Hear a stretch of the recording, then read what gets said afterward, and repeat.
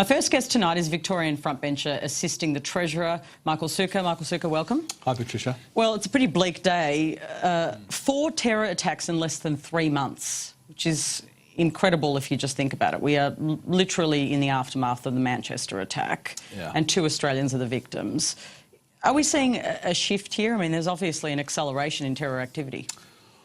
Well, Patricia, I think we're seeing a global jihadist insurgency really against Western liberal democracies, our beliefs, our values, the things we stand for, whether that be in London or in the Middle East or other parts of the world, in the Philippines.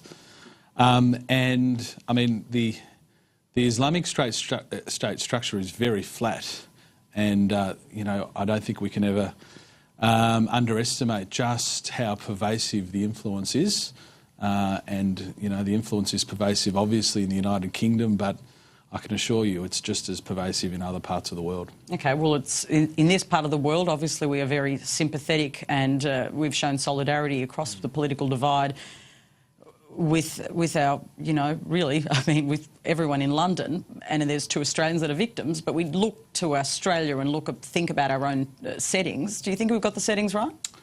Well, look, our security agencies do an amazing job, and of course I echo the comments of the Prime Minister and Foreign Minister. Of course we stand resolutely with the United Kingdom. And in a previous role I was the head of our security and intelligence agencies, and I can say they do a brilliant job. We have thwarted many terrorist attacks, and you know, I'm not just being very patriotic here or jingoistic, but I think we have the best security agencies in the world and individuals who do an amazing job. But we must rededicate ourselves for the emerging threats. And as you've seen, as we've all seen in Manchester, you know, there's certainly an insurgency that's going on, and we've got a whole group of misfits throughout the world who are buying into what is, you know, a disgusting ideology. And to say that, you know, we've thwarted 12 terrorist attacks and therefore job well done, unfortunately we don't have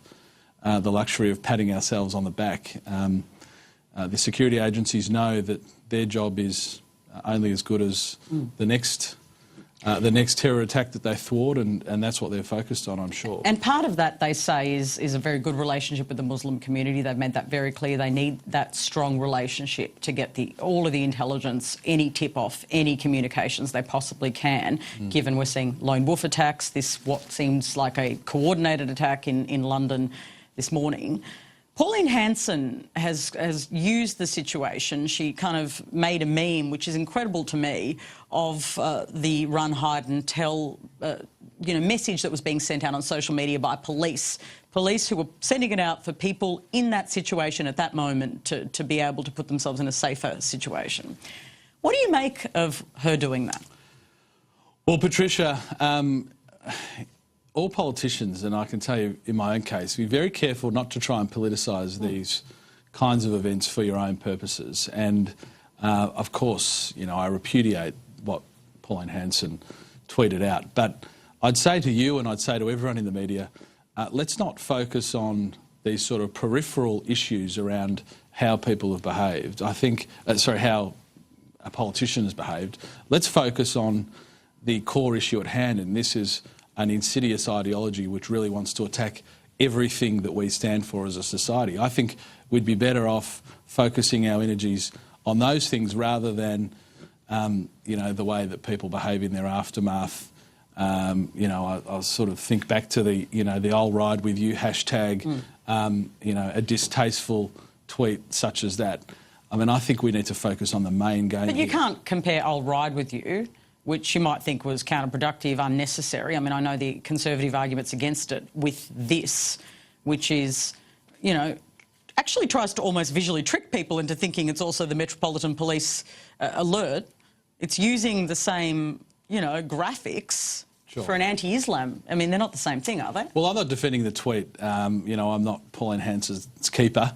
I'm just saying I think I don't want to spend too much energy critiquing it, because I think the main game here is what is an insidious ideology that is pervasive throughout Western liberal democracies like ours. And I can tell you right now, we have Islamic State cheerleaders right here in Australia, whether it's Hizb ut-Tahrir or in many of our mosques. We've got cheerleaders who are actively campaigning for and working towards the exact things that we saw in Manchester and in London overnight, and I want to focus my energies on how we address those issues rather than sort of some of the more politically correct issues that sort of sit on the periphery. But she says stop Islamic immigration before Australia hits 5% like England. Greg Barton, a terror expert who was on Sky this afternoon with Jim Middleton, says that's dangerous. So it's not just some annoying meme that some politicians made that you can just ignore, but that it's dangerous.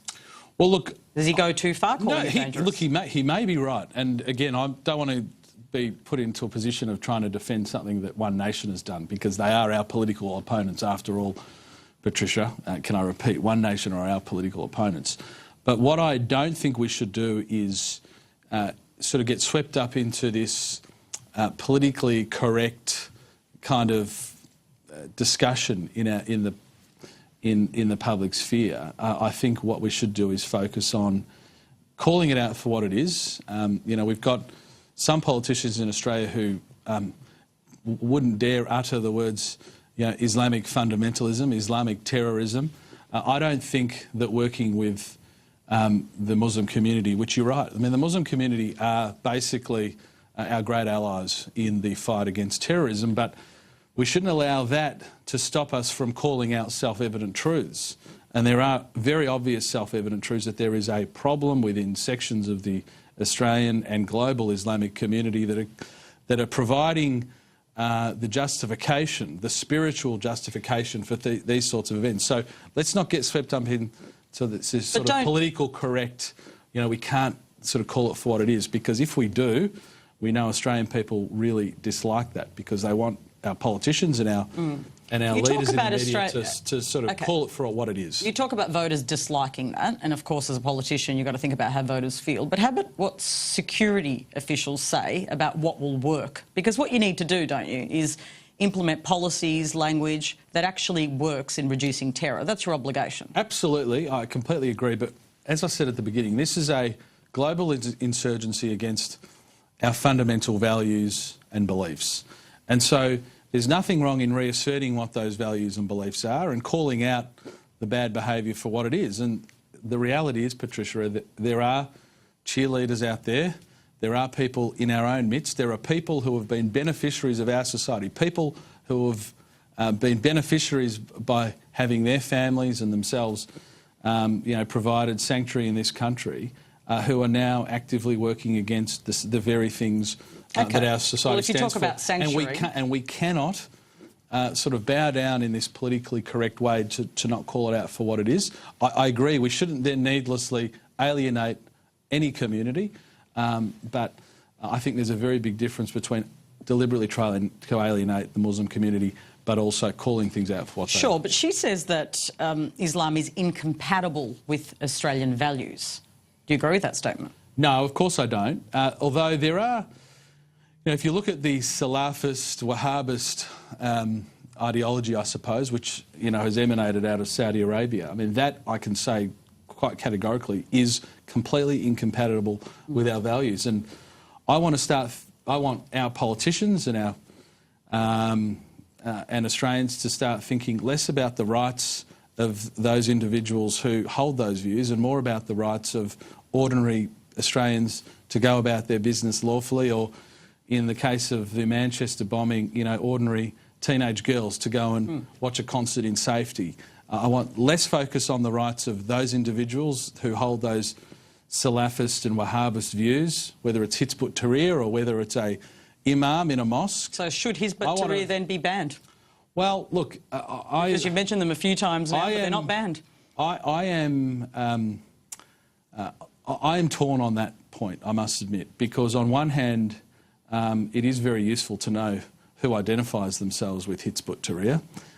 The law, I don't think, would allow us to ban them as it's currently drafted, but there's no doubt they are cheerleaders for Islamic State. They are in our midst. In many cases... So you could redraft the laws, of course. In many cases, they are people who are sitting on Australian welfare, who are actively cheerleading for the people who would see the destruction of our own society. But you could redraft the laws. You say you're kind of torn, but... Well, I'm torn because, you you know, to the extent that groups such as that are in the open, it's a little easier from an intelligence and security perspective. But I wouldn't ever want that to be misinterpreted for us waving the white flag. We will never wave, and nor should we ever wave the white flag to assert our values. And that's why I suppose I try to rail against some of the political correctness. Again, I don't want to needlessly alienate, you know, a good community, and the vast majority of Muslims are very decent Australians. But if that extends to ignoring the obvious truth, and the obvious truth here is that there are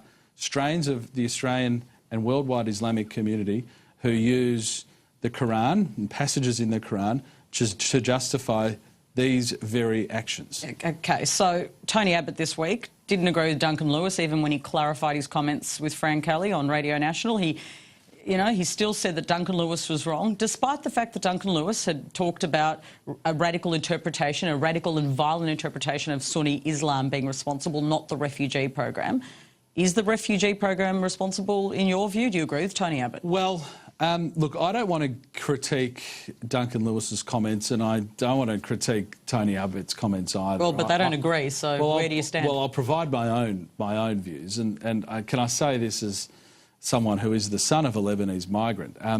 I think it's false to say that there's no connection between our historical refugee program and the issues that we face with terrorism in Australia, because in most cases, if not all, it's either someone who's a recent arrival to this country or the direct descendant of somebody who was a refugee or other arrival to this country. And so I think it's just plainly false to say there's absolutely no connection. But having said that, Duncan Lewis's comments in a technical sense are accurate. I mean, we're talking here about, and he referred to a very small group of Sunni Muslims effectively who pose the terrorist risk in Australia.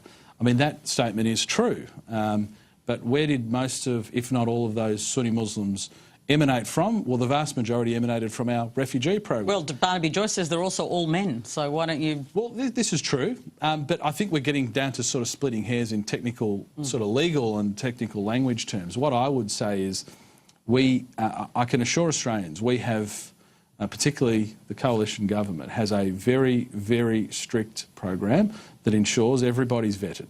And if you come here, whether it be through our special humanitarian program or through our skilled migrant program, that we put every effort into ensuring that their values are consistent with ours. And but I think historically, and if you look at a period in the 80s, there's no doubt that if you look at all of the convicted terrorists, or the convicted terrorists in Australia now, of which you know, we're into the teens at this point in time, all of them emanated from, either directly or a direct descendant emanated from the refugee program. Now, I think we've improved that to the point where we don't face those same issues. But to sort of say that migration has had nothing to do with the terrorist issues that Western democracies have faced is clearly wrong. Michael Sukkar, thank you so much for coming in. Thank you, Patricia. A day where I thought I'd ask you some questions about your housing policy, but you'll have to come back. It's been a very difficult day. Well, I'll love to be back and we can discuss that at a later date. Yeah, it's good when you can talk about policy, isn't it? It's something about the where we're at in the world, where we're in this constant cycle of misery and terrorism, which makes all those things that about the way we function as a community seem so insignificant. Yeah, I agree. Thank you, Patricia. Thank you. That's Michael Sukkar.